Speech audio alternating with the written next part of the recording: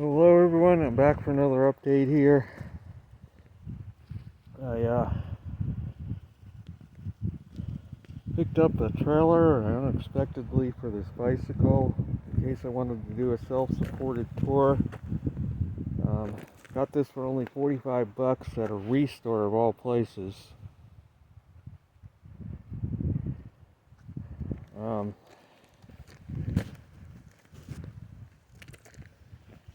And I got my gear, or some gear in it to test it out. Sleeping bag, tent, sleeping pad, a few other items in there to test it out. So far it's doing very well.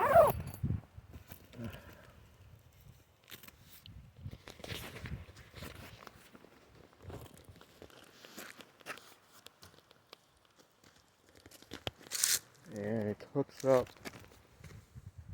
right here to the rear axle.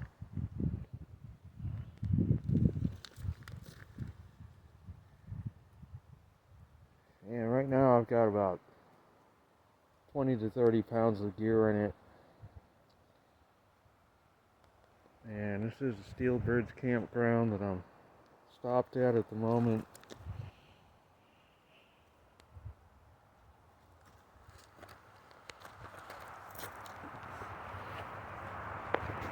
So I'm gonna take it for a little ride here. Well, I already have, but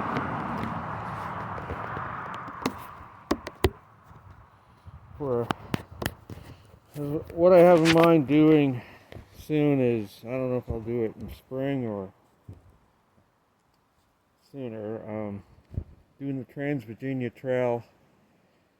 It's a 500 plus mile bike ride across Virginia from DC to Damascus.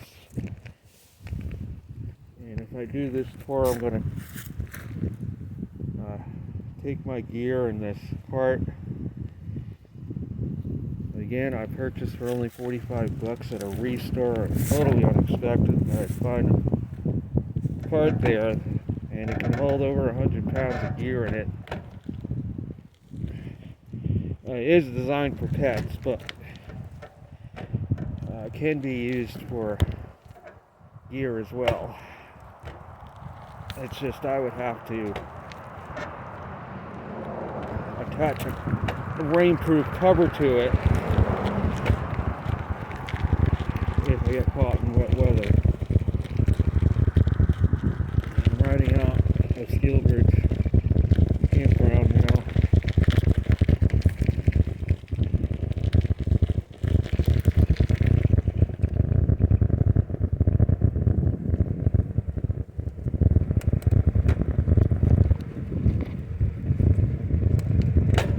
Today is it's a nice day for late November. It's in the 50s, sun is shining, skies are clear. We got our first taste of winter a few days ago with an all-day rain and 40-degree temperatures.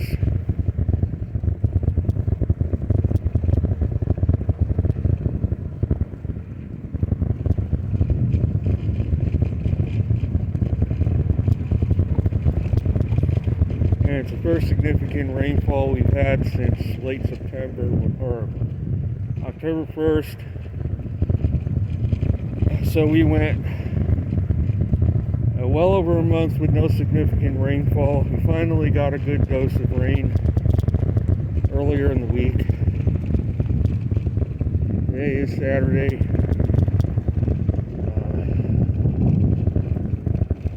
November, I think 17th. 2024.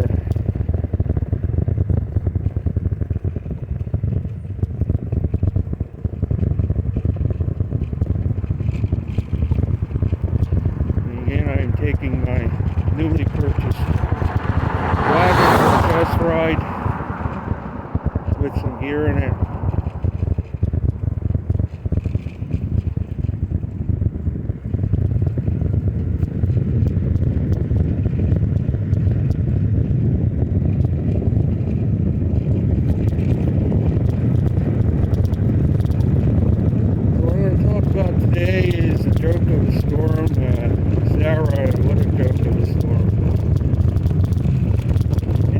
really manufactured and would not have happened without satellites.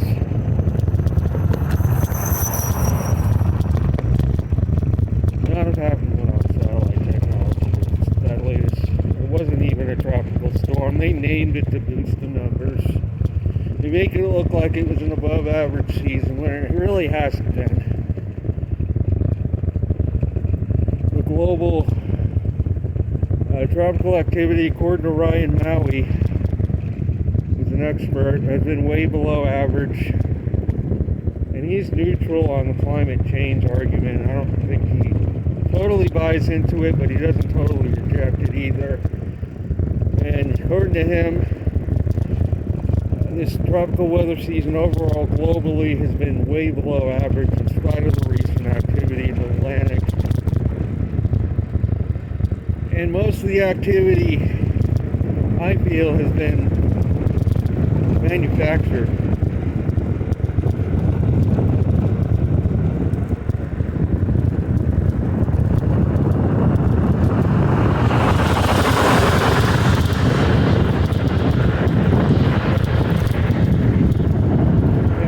Activity has been manufactured that we've seen locally. Very little, if any, was natural development, which is why I keep saying we're near the threshold where we're no longer going to get these storms in spite of the appearance of it being an active season. Without satellite technology, we wouldn't. Even with satellite technology, we had virtually no activity until after Beryl, until middle or end of September. It was virtually dead quiet. And I feel the only reason it picked up after that was because the sun, only reason we even got Beryl, or the reason we did get activity this year, is because we're in a solar max, which provided just enough energy needed so that they could still fire up storms and manufacture them. Naturally, I don't feel there would have been much of any activity without the assistance of satellite technology. I know some people feel that that's impossible. There's no way mankind can create or cause a hurricane to form. I don't believe they can cause one to form out of nowhere, but they can turn a tropical wave into a hurricane under the right conditions.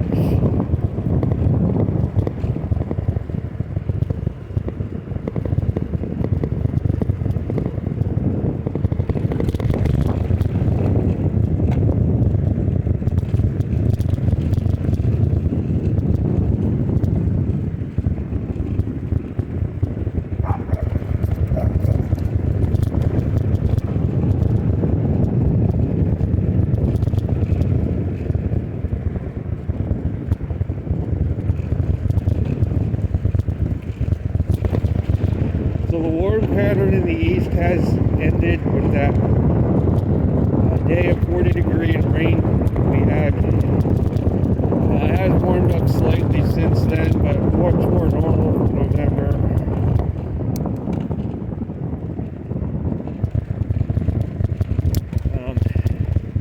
And we have a very cold outbreak coming for next week with possible snow even here.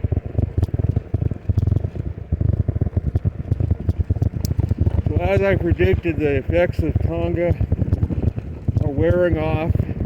Not completely gone, but wearing off enough to where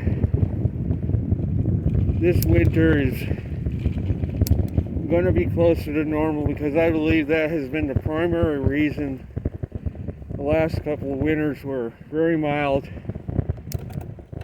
in the eastern U.S. and many other areas. A lot of that influence is going to be gone this coming winter.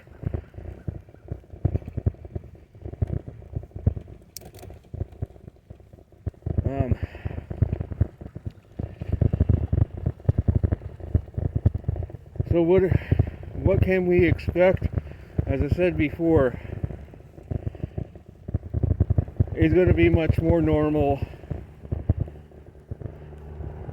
winter in terms of snowfall.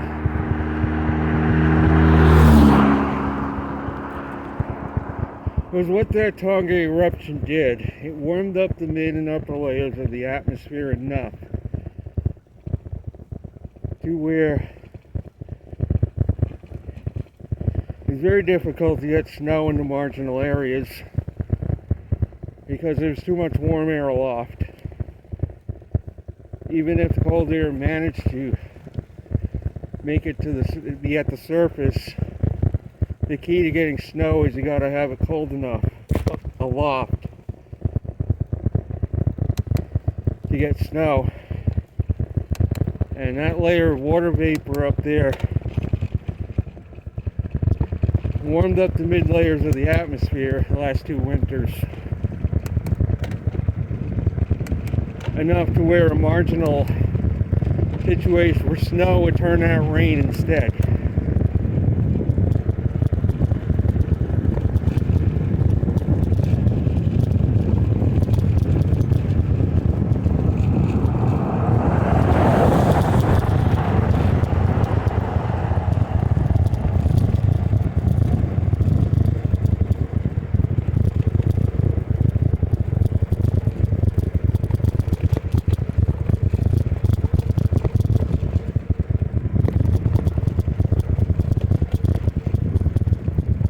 Again, we do have a very cold outbreak coming to the eastern U.S. For next week. And again, there's a possibility that we could see a significant snowfall even here if everything comes together right.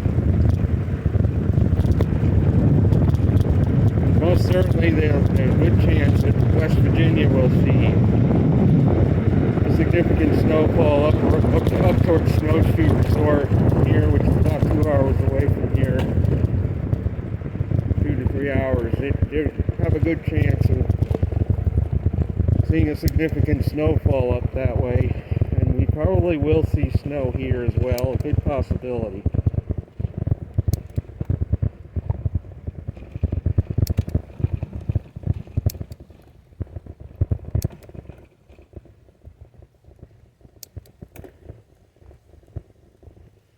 It'll be interesting to see if this pattern holds sway or not into December. Right now it's looking positive, reason being that the MJO, at least right now, is in phase 7 and 8, which favors colder weather in the eastern U.S.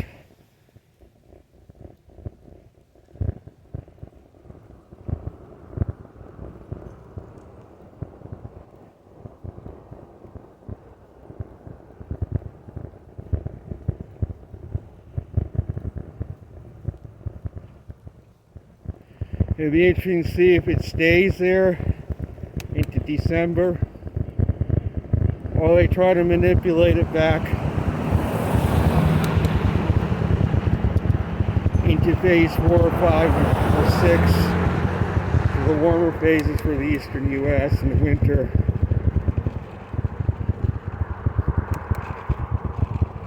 As I do feel there is at least some manipulation going on with the MJO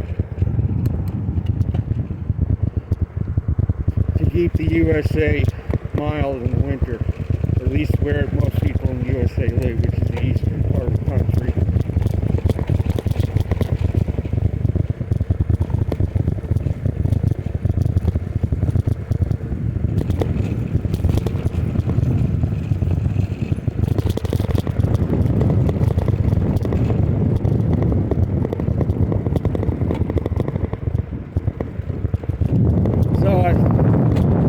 We'll have to see if their efforts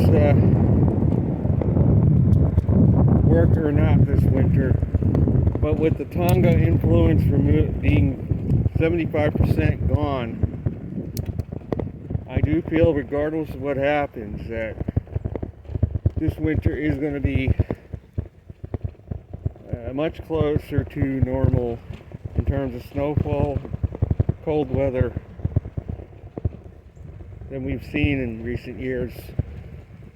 Despite being in a solar max, which already shows signs of weakening. Last check this morning, sunspot count has dropped below 100 for the first time in quite some time. And the trend continues of the northern hemisphere having little or no activity on the sun.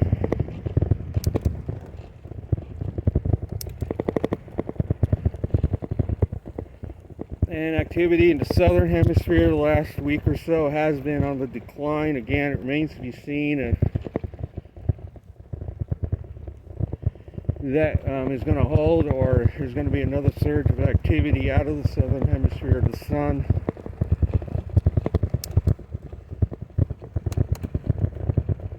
Remains to be seen.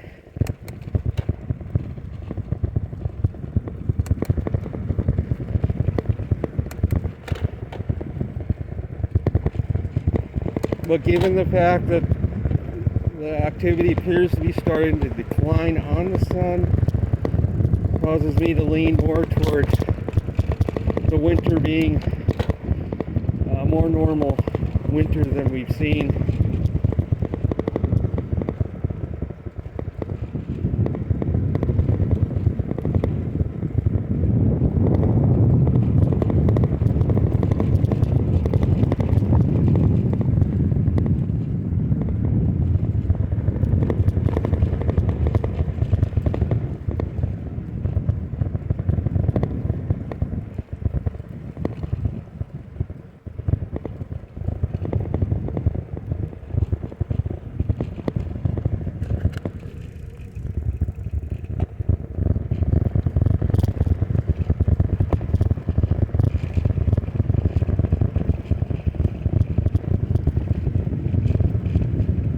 So I'm not planning on going all the way to Covington today because it is late in the day and days in November are here. It gets dark pretty early once you get back on standard time. Even here it gets dark by 6 o'clock, 5:30. I know when I used to live in Maine up there, it got dark at 4:30 in the afternoon. The sun was already down. It was already down by 4 o'clock up there. Already dark by 4:30, quarter to 5, completely dark out. Here it's not quite as bad. It's still, though, even here it gets dark around 5:30, 6 o'clock.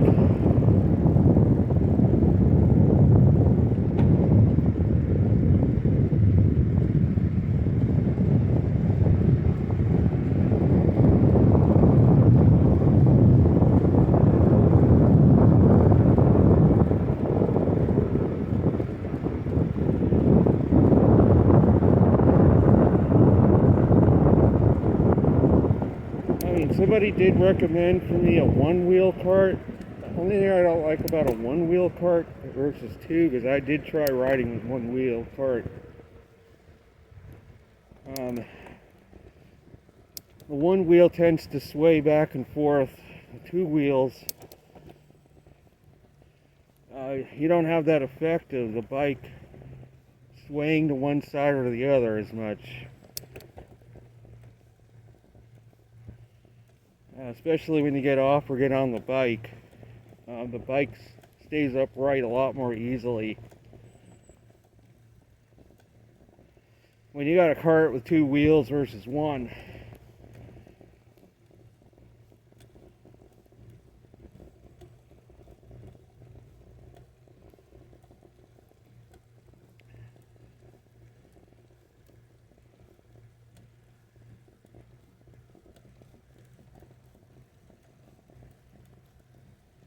what I'm going to do is I'm going to turn up this little road off to the right.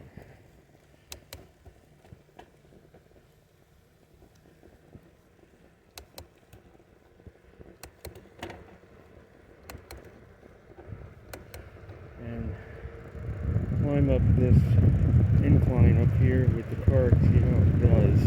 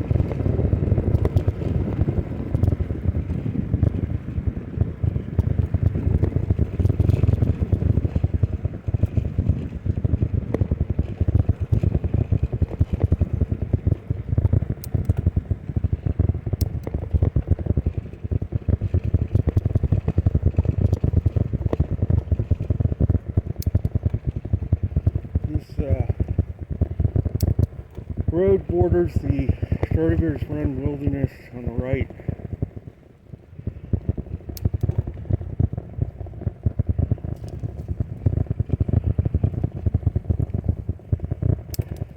And those mountains up ahead are part of the wilderness area. And there are pretty much no trails or anything in that wilderness area. Only one trail, but it's a short one. Most of the wilderness area does not contain any trails or anything.